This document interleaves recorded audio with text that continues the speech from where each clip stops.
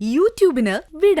സൂര്യയിലെ എല്ലാ പരമ്പരകളും സംരക്ഷണത്തിന് ശേഷം തികച്ചും സൗജന്യമായി സൺ നെക്സ്റ്റ് ആപ്പ് ഡൗൺലോഡ് ചെയ്യൂ. കണ്ടാസ്വദിക്കാം നിങ്ങളുടെ പ്രിയ പരമ്പരകൾ. രൂപേഷ് അതിന് നിന്നുകൊടുക്കുന്നു.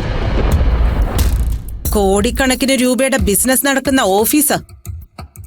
അതൊന്നും നിയന്ത്രിക്കാൻ അവളെ കൊണ്ട് പറ്റില്ല. ഏട്ടത്തി ഒരു കാര്യം ഓർത്തോ, രൂപേഷിന് കണക്കും കാര്യങ്ങളും ഓഫീസിലെ രീതികളും ഒന്നും അറിഞ്ഞൂടാ. അവളാണെങ്കി ഇതെല്ലാം ചെയ്യാൻ നല്ല ബുദ്ധിമതിയാ. രൂപേഷിന് അവള് കബളിപ്പിക്കും. കമ്പനിന്ന് കാശ് പോകുന്നതേ നമ്മൾ ആരും അറിയില്ല. അതിപ്പോഴും അറിയുന്നില്ലല്ലോ.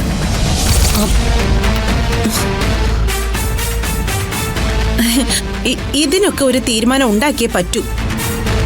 പവിയേട്ടന്റെ മനസ്സ് വേദനിച്ച ചേച്ചിക്ക് അത് സഹിക്കാൻ പറ്റുമോ? ഈ വീട്ടിൽ ആരുടെയും മനസ്സ് വേദനിക്കുന്നത് എനിക്ക് സഹിക്കാൻ പറ്റില്ല. എന്തായാലും എന്റെ മോൻ വരട്ടെ, അവനോട് ഞാൻ കാര്യങ്ങൾ ചോദിക്കാം. എന്നിട്ട് എന്തു വേണമെന്ന് തീരുമാനിക്കാം. തിരുത്തേണ്ടതാണെങ്കിൽ തിരുത്തുകയും ചെയ്യാം.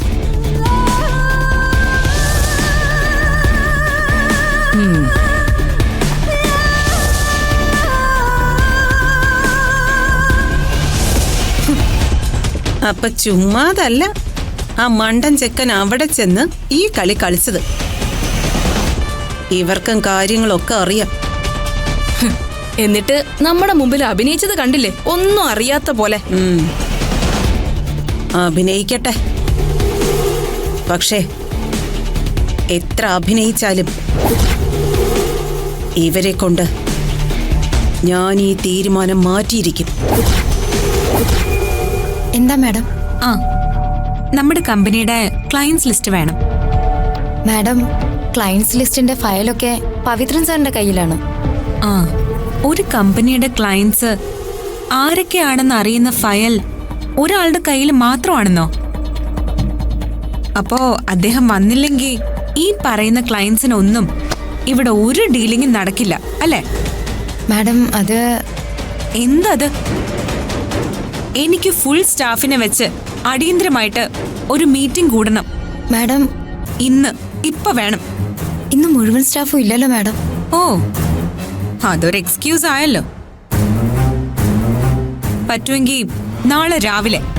ശരി മാഡം, നാളെ രാവിലെ മീറ്റിംഗിനുള്ള അറേഞ്ച്മെന്റുകൾ ചെയ്യാം. സമയം അത് ഞാൻ അറിയിക്കാം. ശരി മാഡം.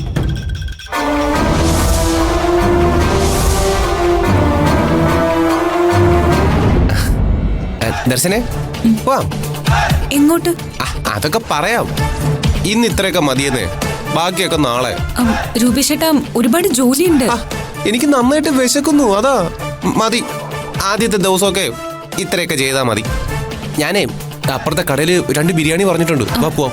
രൂപേഷേട്ടാ, ഞാൻ ഈ ഫയലൊന്നും നോക്കി കഴിഞ്ഞില്ല. ഇങ്ങോട്ട് വാ ദർശനെ. രൂപേഷേട്ടാ, കുറച്ച് ഫയലും കൂടെ ഉള്ളൂ. അല്ലല്ല, പറ്റൂല, എനിക്ക് വിശക്കുന്നു. വാ പോവാം, വാ വാ.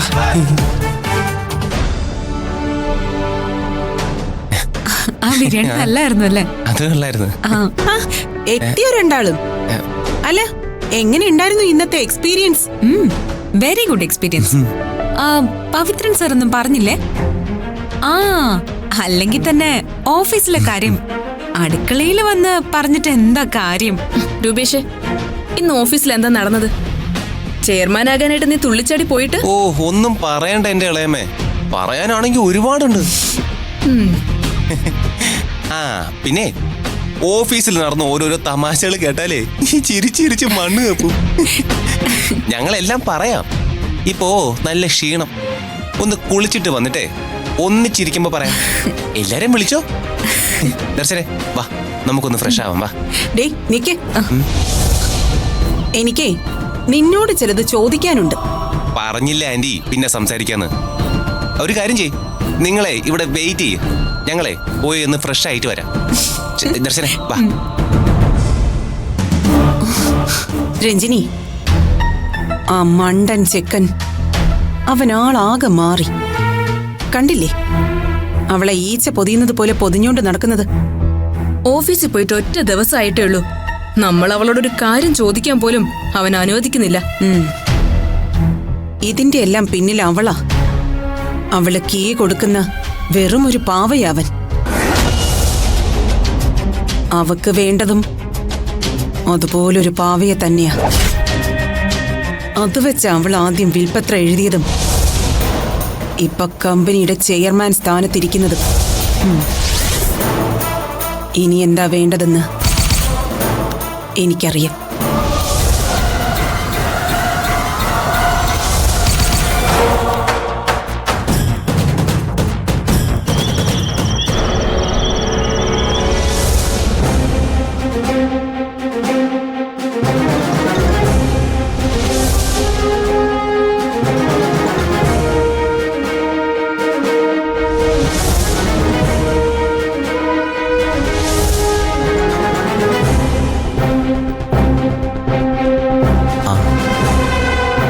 അവർക്ക് നിന്നപ്പോ രൂപേഷ് ചേട്ടൻ അങ്ങനെ പറയണ്ടായിരുന്നു. അതിനെന്താ, എനിക്കതിൽ ഒരു മോശവും തോന്നിയിട്ടില്ല. ഓഫീസിൽ നടന്ന കാര്യങ്ങളല്ലേ അവർക്ക് അറിയാനുള്ളത്. ഓഫീസിലെ കാര്യം അവർ ഓഫീസിൽ വന്നറിയട്ടെ.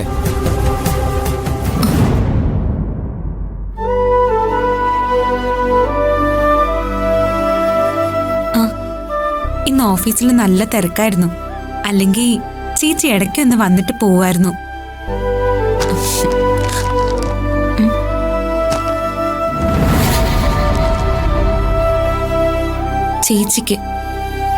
ചേച്ചി രൂപേഷ് ചേട്ടന്റെ കമ്പനിയിൽ ചെയർപേഴ്സണായി ചാർജ് എടുത്തതിൽ സന്തോഷമുണ്ട്.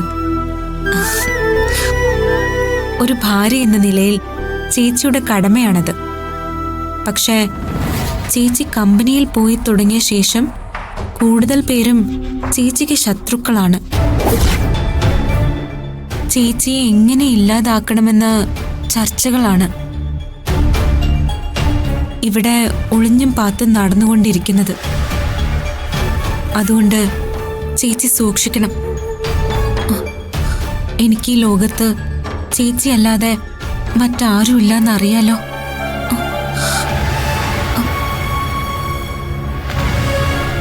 അടുത്ത മാസം 8-ാം തീയതിയാ നമ്മുടെ അച്ഛൻ്റെ ചരമവാർഷികം. ഇക്കൊല്ലം എള്ളും പൂവും വെച്ച് അച്ഛൻ്റെ ആത്മാവിനെ പ്രീതിപ്പെടുത്തുമ്പോ IPS എന്താ എന്ന് പറയും ചേച്ചി. ഒന്നുകിൽ അച്ഛനോട് ആ മോഹം മാറ്റിവെച്ചേക്കെന്നും ഒരു പിടി വെളിച്ചോറിൽ തൃപ്തിപ്പെടാനും പറയുക. അല്ലെങ്കിൽ ചേച്ചി ഈ കമ്പനിയിൽ പോക്ക് അവസാനിപ്പിച്ച് IPSന്റെ കോച്ചിങ്ങിന് പോകണം. പറഞ്ഞത് തെറ്റാണെങ്കിൽ ചേച്ചി എന്നോട് ക്ഷമിക്കണം.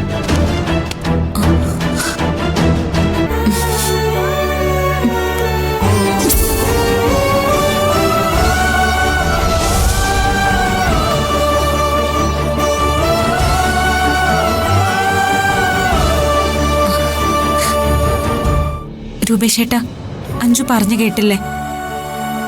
കമ്പനിയിൽ പോകുന്നതിനിടയ്ക്ക് അച്ഛൻ്റെ ആഗ്രഹം മറന്നു പോരുതെന്ന്.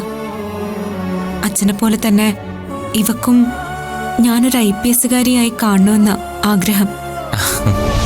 ചോട്ടു, എല്ലാരും പറയും എനിക്ക് അരണയുടെ മറവിയാണെന്ന്. ചോട്ട് വിഷമിക്കണ്ട. ചേച്ചിയെ നമ്മള് ഒരു പോലീസുകാരിയാക്കും.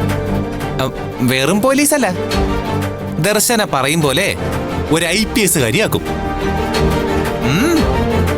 ചോട്ടുവിന്റെ രൂപേഷേട്ടനല്ലേ ഈ പറയുന്നത്?